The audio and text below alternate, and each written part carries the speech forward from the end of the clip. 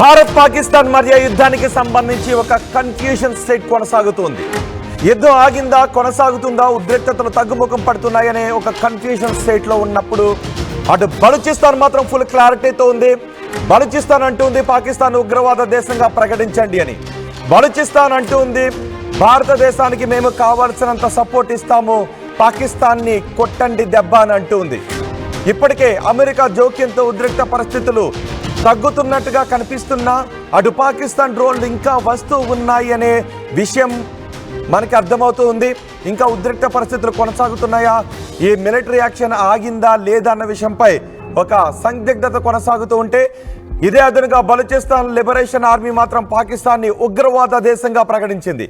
పాకిస్తాన్ని ప్రపంచవ్యాప్తంగా భారత్ ఉగ్రవాద దేశంగా నిరూపించింది. ఇప్పుడు బలూచిస్తాన్ కూడా పాకిస్తాన్ సొంత గడ్డ, పాకిస్తాన్లో అంతర్భాగం బలూచిస్తాన్ కూడా ఇప్పుడు పాకిస్తాన్ని ఉగ్రవాద దేశంగా ప్రకటించండి అని భారతదేశాన్ని అడుగుతోంది.